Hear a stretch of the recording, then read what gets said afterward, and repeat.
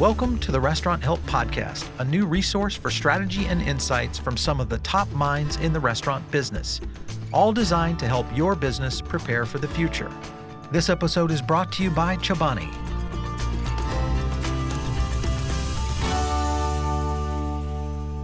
Welcome to the Restaurant Help Podcast. If you're a first-time listener, make sure to subscribe for more great episodes wherever you listen to your podcast. I'm your host, Lauren Wine, and today's discussion is all about Specialty Beverage Boost. Our special guests today joining us are Meredith Daca, the Senior Culinary Planner of Marlin Network, and Jason Foster, owner of Groundswell Coffee Roasters. So Meredith, Jason, welcome to the show, and thank you so much for being here. Thanks so much for having us, Lauren. Appreciate it. Yeah, thanks for inviting us. Absolutely. So Meredith, I'm going to start with you. Can you give our audience a brief overview of your food service and beverage marketing background? Yeah, so I have been working in this space, in the food and beverage space, for over 15 years. And in my role at the Marlin Network, I am a marketing planner and strategist. So I work with various brands to help them understand what's happening within current food trends and then translate that into something actionable to reach consumers and operators and everyone sort of along the whole food terrain. That's incredible. It's definitely needed. Jason, what about you? Tell us a little bit about your background and kind of how you became an owner of a coffee shop. Sure. So I've been in food about 13 years, a combination of full service, QSR, and coffee. I kind of got into coffee specifically in about 2010. I worked at, the big chain that everyone knows, and I managed some of the highest volume stores in that company in the world, actually. And eventually, long story short, opened my own thing, and in 2015, Groundswell, and 5 years later, here we are. Wow. Well, that's very exciting. Can you just tell us a little bit about Groundswell? What types of coffee drinks do you offer?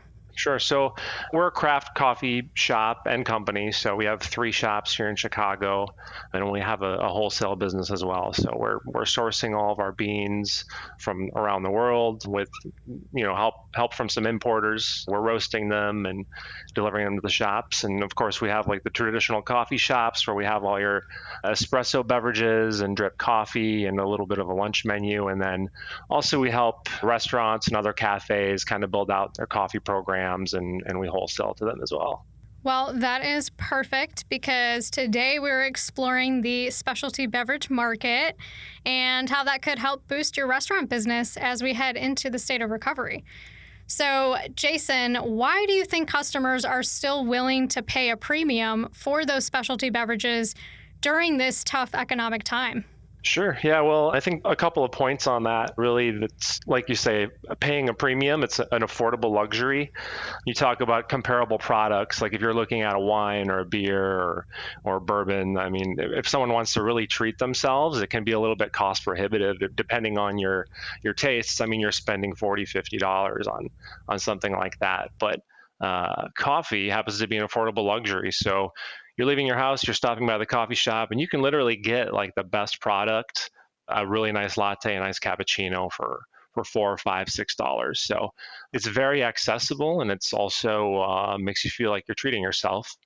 And I think additionally, there's a real sense of routine in coffee. I think people's routines have sort of been upended in the last 2-3 months.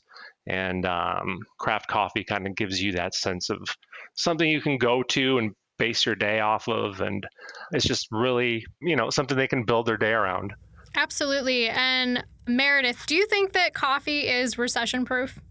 Yes, absolutely. And that's something that internally we were talking about not that long ago. I mean, if you look at the past recession, as we have to try to figure out, what is going to happen to our industry coming out of COVID, and, as things start to reopen, one of the things that we saw within the last recession is that coffee is essentially recession proof. Like people, like Jason was saying, people are still willing to spend a little extra to get coffee or even a premium coffee that's, maybe $1 more than what they might have spent before, because it is one of those affordable luxuries. And you still, as a consumer, want to be able to treat yourself and stick to your routines.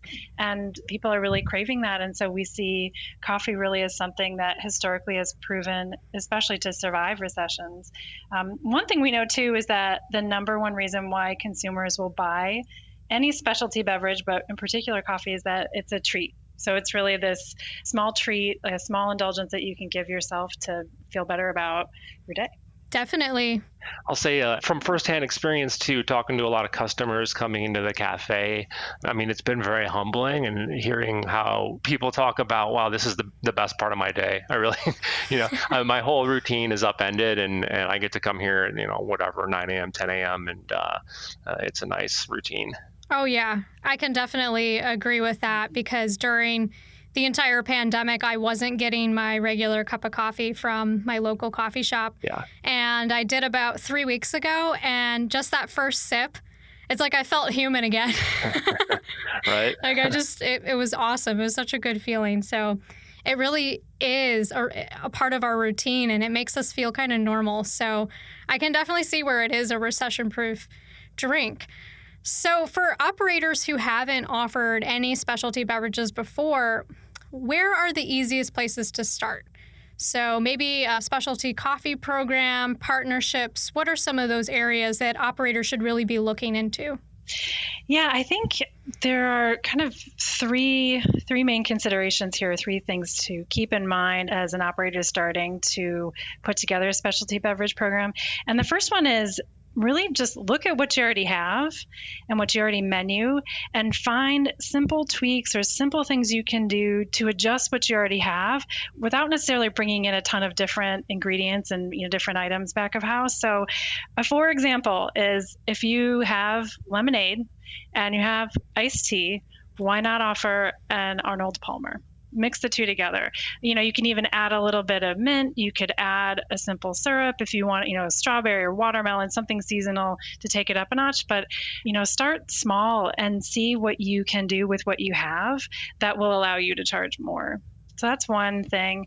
Another way to start is to just focus on a good quality coffee roaster or a brand that you'll want to use as sort of the building block or the foundation of a specialty coffee program. And that can be, and Jason can speak to this too, of course, that's his line of work, but it's really about personal preference, and the roasts and the flavors that you prefer and kind of what speaks to your palate and what you enjoy.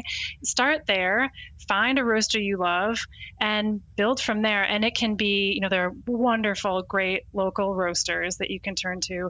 A lot of the bigger brands also make wonderful premium products that lend well to a program like that. So there's a whole plethora of options out there to explore. And then I think the third thing is, talk to a specialty beverage distributor. They can really be a great place to start and help you figure out, what kind of equipment do I need? What other supplies do I need? How do I work this equipment? What kind of training, do I need? And they can really be a good partner to help you sort of implement a program and get comfortable. And then you can start even building a bit further from there. Yeah, I think the specialty beverage distributor is really a big one there. They can kind of be a one-stop shop, and they'll help consult you with what equipment you need. They'll give you training on that equipment. A lot of cases, they won't even charge you for that equipment so long as you're buying through them, and they'll maintenance that equipment. So you don't need to be overwhelmed by having to research all this stuff. I mean, you can literally pull up your search engine and look up beverage distributors near me, and they're going to be super happy to help out. Yeah, I think it's really important to mention that, you can rely on other people. You don't have to be the expert in this. So seek out those operators or those distributors that can really help you to really excel and make this specialty program. Yeah. So I think that's great advice. What are some additional considerations or general guidelines for operators to make specialty beverages a real revenue driver? Sure. Well, I think there's a natural tendency sort of to want to be everything to everyone and add like 100 different SKUs and see what sells. And, maybe that works. But in my experience, I really think keeping it simple is a great tenet to live by, and it can be underrated at times. And I think if you're trying to stock like a dozen different syrups and trying to provide every single flavor, you're really not differentiating yourself against the the bigger players in that space. So focusing in on a couple of things you can do like really well and really communicate that with your customers through whether it be social media or whatever, I think that's kind of the winning formula. Don't be afraid to really like tell the story of that product. Like, what's so special about it? Is it locally grown? Is everything grown within 100 miles of where we are? And really just like doubling down on the story and those kind of things.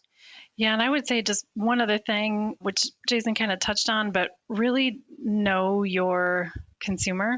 So no one knows them better than you do. You know their faces when they're coming into your store every day, or whatever their frequency is. And if you live in an area that's maybe more suburban, or you're catering more to families or moms or dads, then you're going to think about some options that would be relevant for that consumer. Whereas if you're in a really urban area where you have younger people, Gen Z or millennials, then you're going to be leaning towards and into some other flavor preferences there as well. So really, I think that's a big thing to consider is what are the people coming into your store like? What are they interested in? And, just expanding from there. Yeah, I think it's really important to definitely know your consumer and understand, especially if they're coming in the morning, what kind of time do they have? Are they on their way to work? How can we make this process more efficient for those that are commuting to work? And then, of course, have other offerings if you have another time of day where more families come in and they want to sit down and maybe have a pastry or some type of meal, something like that. And it's also important to kind of look at what's trending. So what are some of the trends that operators should really take into account when they're thinking about developing some of these specialty beverage offerings? So this is my jam. This is the part I really like. It's like, what are the trends and sort of, what's happening and why are people drinking activated charcoal right now, and turmeric and, why, what's driving all that? So I think one really good place to start that I think is relevant for everyone is a sort of general trend that we're seeing is that consumers are really looking to functional foods, and especially in beverages. They want a beverage that's going to give them something or do something for them.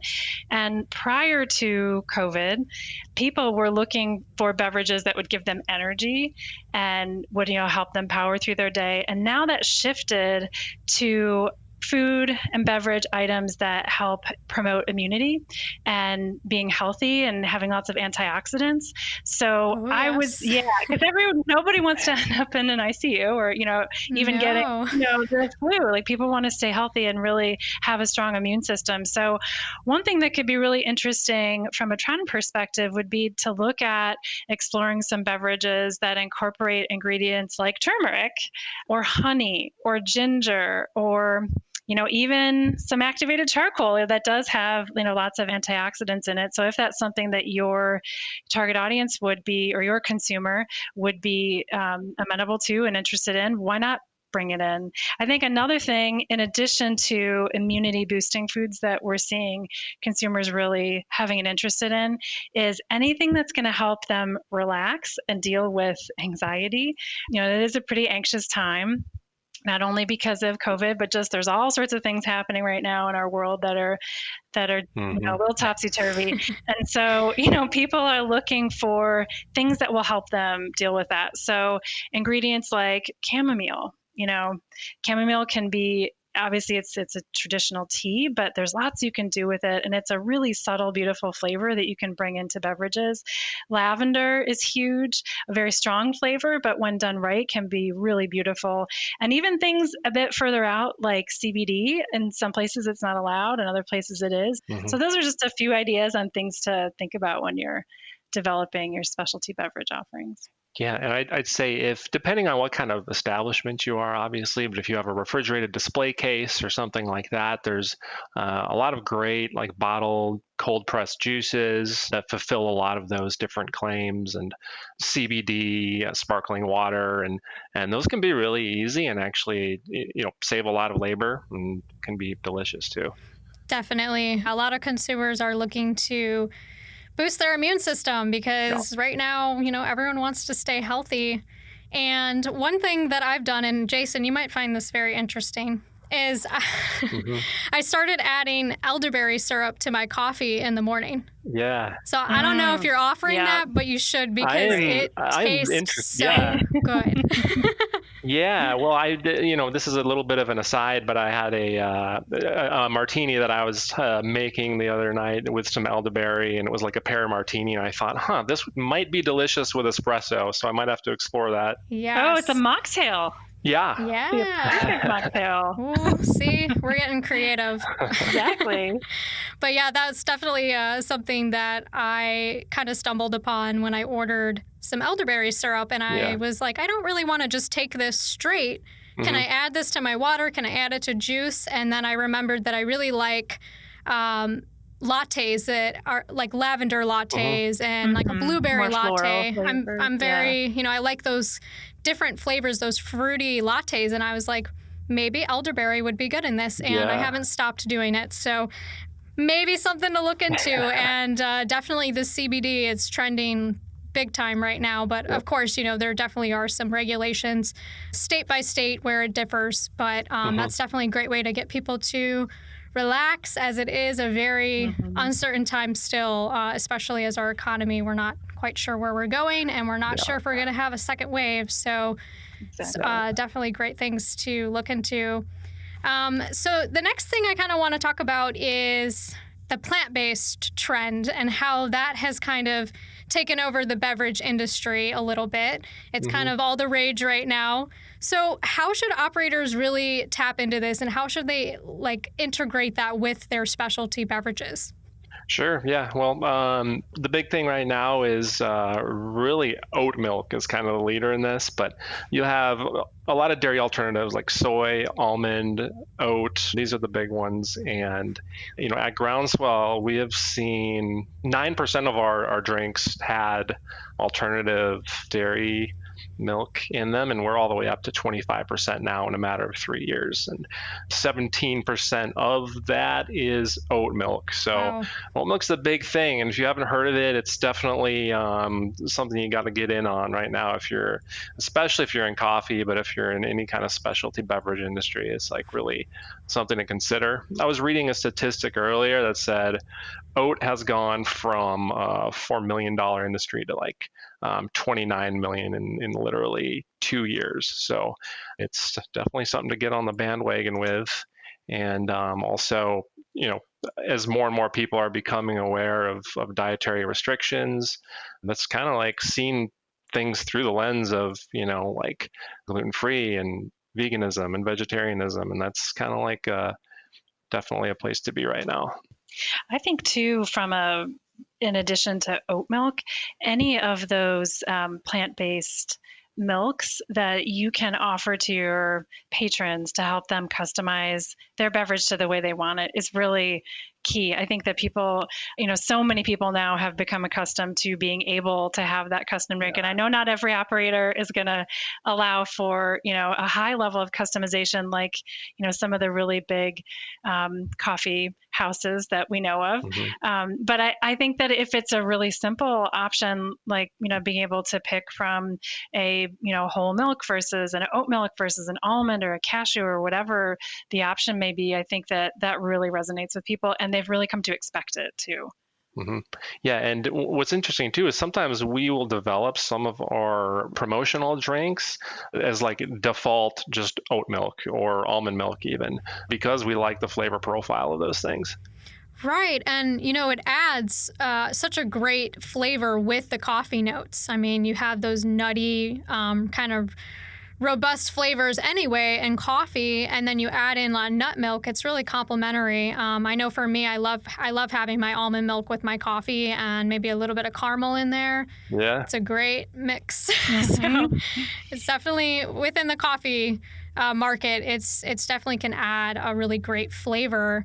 But I think consumers are definitely expecting it now, especially with the rise of plant-based, with the rise of just understanding nutrition and health concerns for a lot of people, especially the millennial generation. They're a lot more health conscious. So we have to really be able to stand out and really be able to provide those options to them. Otherwise, you're going to get you're going to get lost in the shuffle there. Yeah. And I would add to that, in addition to being health conscious, a lot of customers are very conscious of the environment. And in terms of sustainability metrics, oat milk just blows away soy and almond. So if that's something that's important to your customers, it's definitely worth considering and figuring out how you can communicate that to your customers too. Right.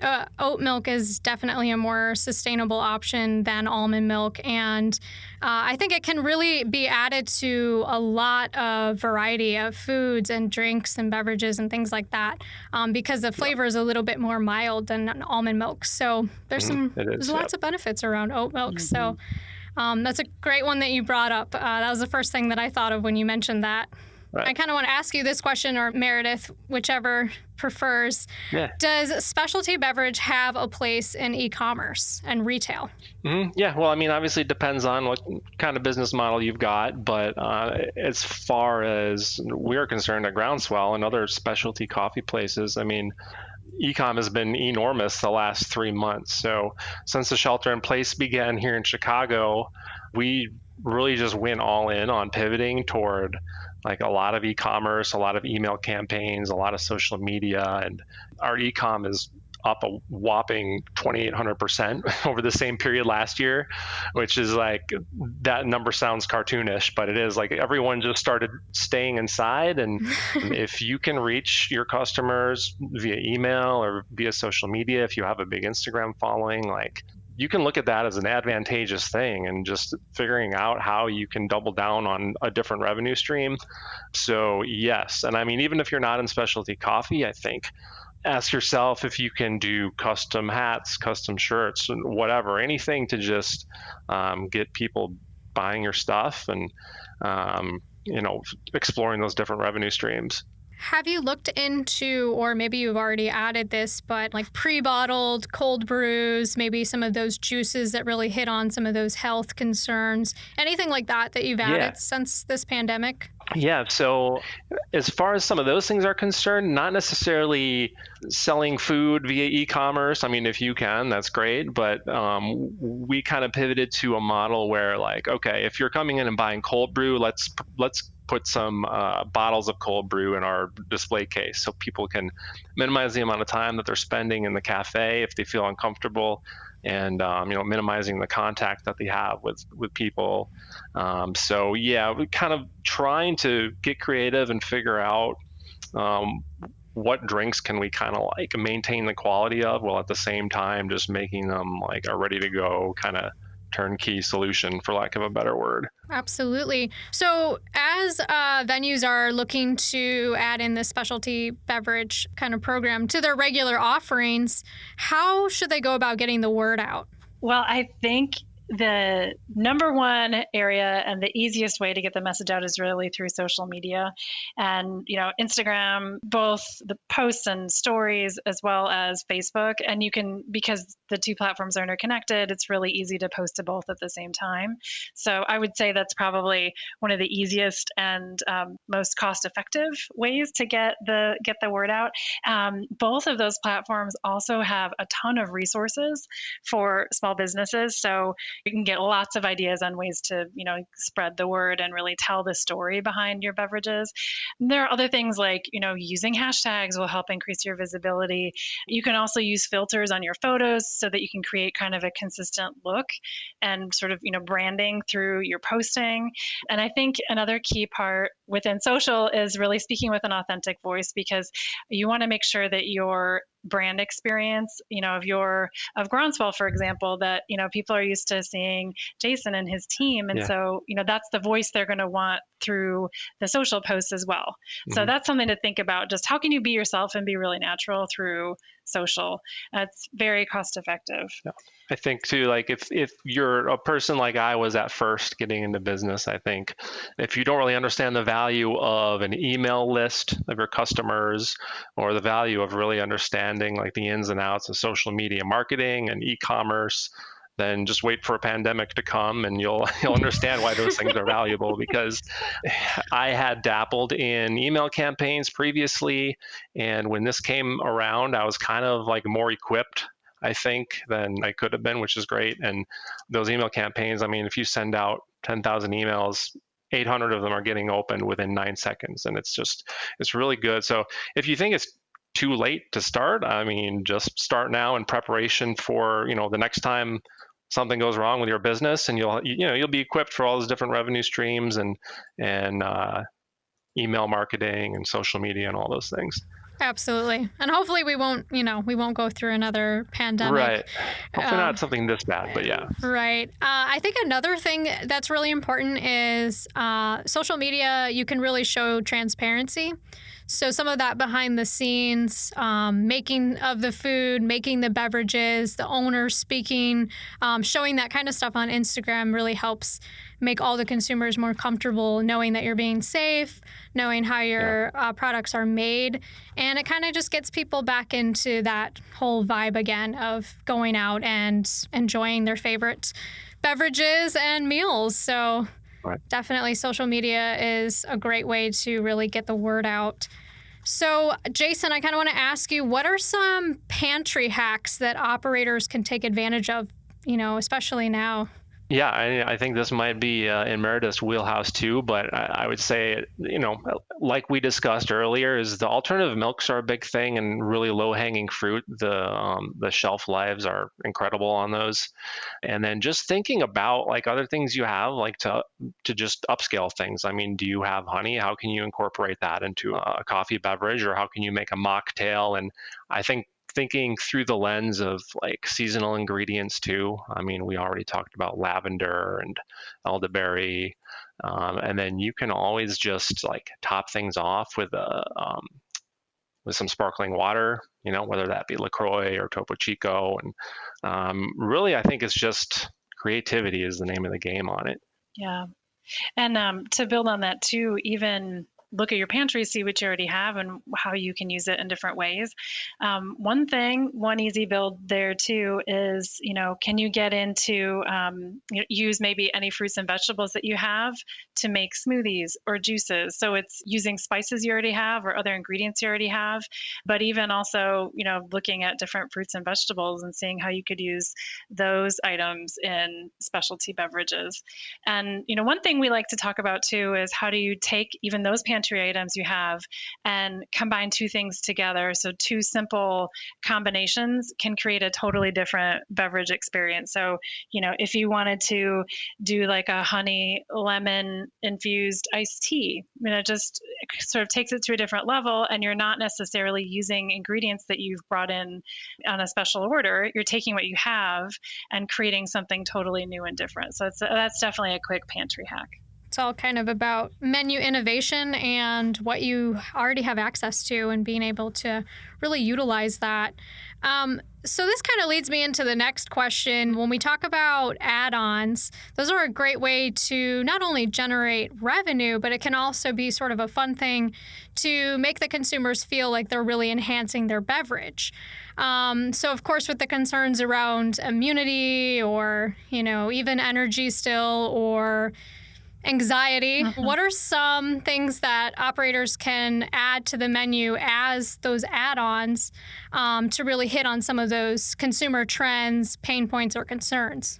Well, I think, we hit on it a little bit earlier with the product claims like the chamomile and the lavender sleep benefits or the ginger and turmeric, things like that. Anything that's going to sort of enhance mental clarity or help you calm down or deal with anxiety are always good. And then in terms of just sort of add-ons where you can increase revenue, I mean, in a coffee setting, you're thinking, how can I, upsell an extra shot of espresso to this customer, introduce them to a red eye or a black eye versus just a drip coffee. So, that's a coffee with like espresso added to it. And yeah, really just also thinking what pairs well with these specialty drinks. I mean, maybe you bring in some donuts, maybe some pastries from a local bakery, things like that. Yes, and how important is seasonality? What should operators be thinking about when it comes to creating some of those special offerings? Yeah, seasonality is huge. And I think it's, long been a trend to sort of eat by the season. In the Midwest, we have tons of wonderful fruits and vegetables that come out at this time of year that then we never see for another 8 months, like watermelon, or tomatoes. So, what can you do with those to really celebrate those seasonal ingredients and take advantage of them? So I would start by taking a look at whatever season you're in and, honestly gravitating towards what your favorite flavor profile might be. So, we're in summer now, and watermelon is big. So, and it's very appealing to lots of people. So, what can you do with it? Can you make a watermelon granita? Can you do a watermelon smoothie?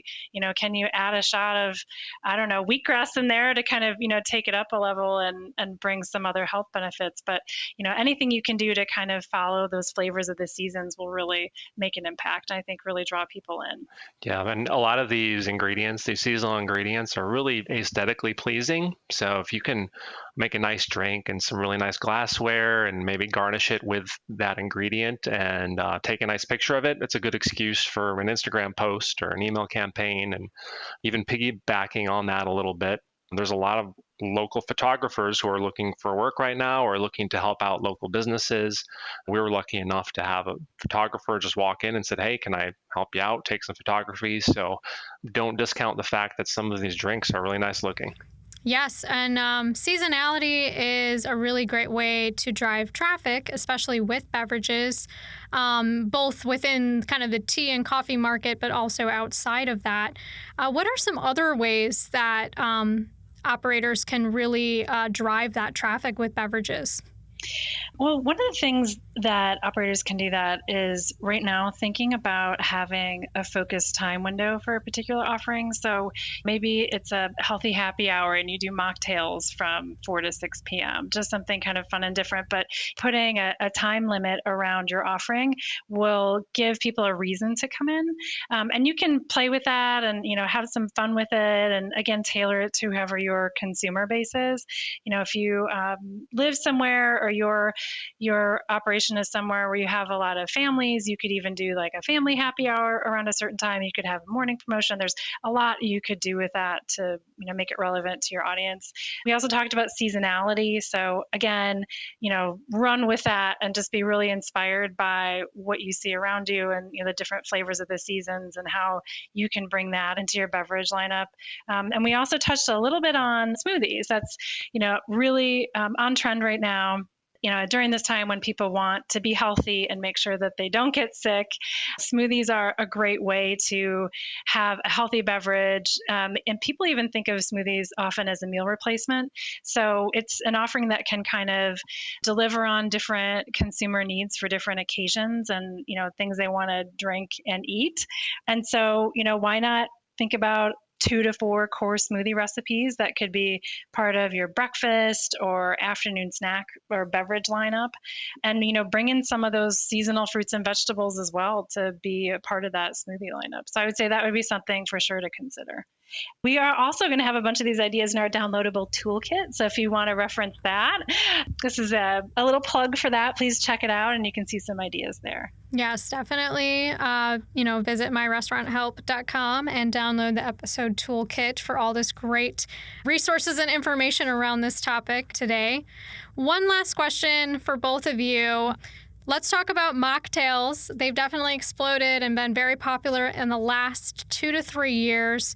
So what are some easy ways that operators can really get into the mocktail game? And kind of what are your thoughts on those RTDs as sort of a retail offering within your locale? Yeah, mocktails are really easy to get into, and they're fun to play around with. And it's as simple as starting with some simple syrup. You can do house-made simple syrup so easy.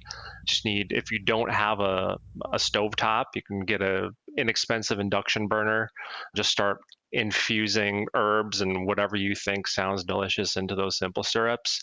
And of course, bitters too. So bitters are something that are affordable, really accessible, and they come in as dozens and dozens of different flavors. So, you have your simple syrups, your herbs, your bitters.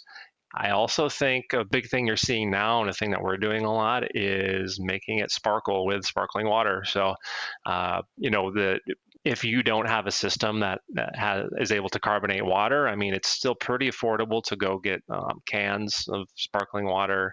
Otherwise, there are really simple like carbonation options you can get out there that are, you don't even need a commercial one. I mean, you can get pretty heavy duty consumer ones for, $50, $60, $70. So, I mean, those are three things that I think, and I'm really no genius when it comes to mixing flavors, but you have those three things in place and you can just start to play around with things and find really good stuff. Should operators consider bottling those mocktails and selling them sort of as a retail offering?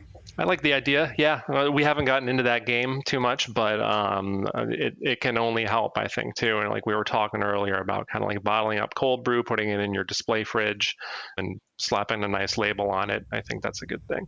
Absolutely. And I was going to add one more thing around mocktails. I think that as consumers' palates have become more sophisticated and, we're interested, especially millennials and Gen Z, people are really interested in tasting different flavors and trying new things.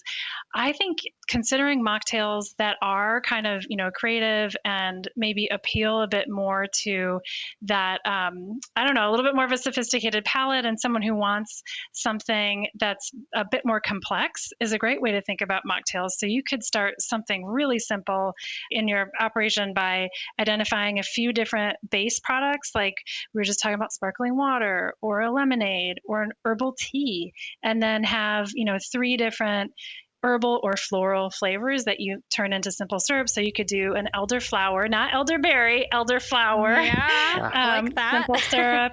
You could do a rose simple syrup. You could do blood orange. And then you just kind of mix and match with all of those and you could have a whole lineup. So there's a lot you could do that really experiments with, different unusual flavors that I think people are very interested in experimenting and tasting these days. Definitely. Well, that is some absolutely great advice from both of you. Really great ideas. So thank you both for being on the show today. Yeah, thank you. Happy to be here. Thank you.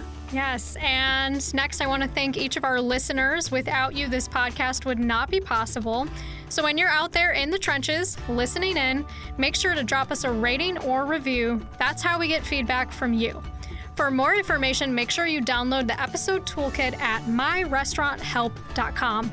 Also, please subscribe for more great content on Apple Podcasts, Spotify, or Google Podcasts, and spread the word.